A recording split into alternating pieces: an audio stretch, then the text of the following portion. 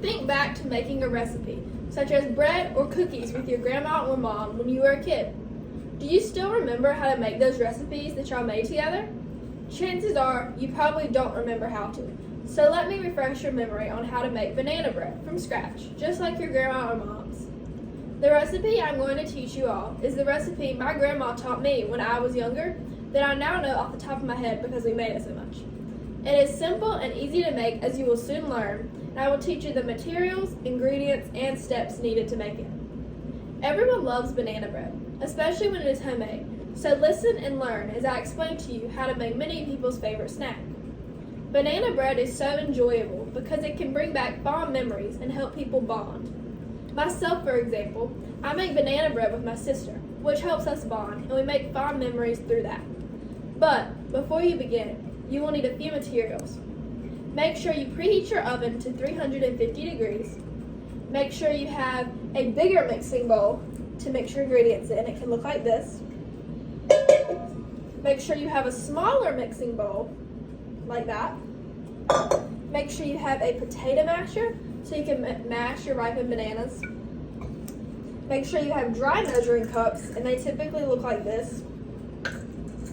And then a teaspoon, a tablespoon, and a bread loaf pan. You will also need ingredients such as 2 to 3 ripened bananas, butter, brown sugar, white sugar, 1 egg, cinnamon cloves, nutmeg, baking soda, and non-stick spray for your bread loaf pan. Now for the steps on how to make it. To begin, you start by preheating your oven to 350 degrees. You then take your 2 to 3 ripened bananas and you cut them open and take the peel off. You then put them into the larger mixing bowl and smash them, which can be done with a spoon or another kitchen utensil if you don't have a potato smasher. Once they are fully smashed, then you take the butter and measure a 1/3 cup of butter, and you put that in your smaller bowl. Then you put that in the microwave for 15 seconds, give or take, so it can soften. And then you pour that melted butter into the bigger bowl with your mashed up bananas. This is the only time you will use that smaller bowl. All the other ingredients can be added straight into the bigger mixing bowl with the bananas and already added butter.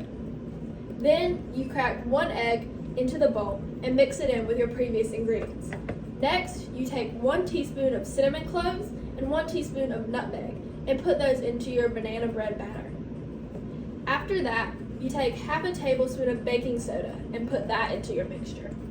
Then you're going to want to grab a bread loaf pan and spray it with this non-stick spray, which can be like Pam or just anything non-stick that you can buy from Walmart. Spray that on your pan. You put butter on it, and then you pour your batter into that bread loaf pan. You then stick the mixture that is in the pan into the oven that was already preheated at 350 degrees. Let it bake at 350 degrees for 55 to 65 minutes, give or take. Once you take it out, the last step is to let it sit for about 15 minutes so it can cool before you cut it open and enjoy it.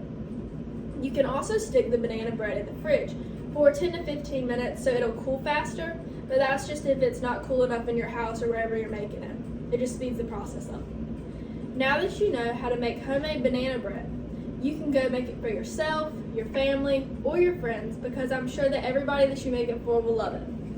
As long as you remember the materials, ingredients, and steps, you really can't mess this recipe up. I mean, it's pretty easy. As I said, like, I've been making it for a really long time, and I can just remember it off the top of my head at this point.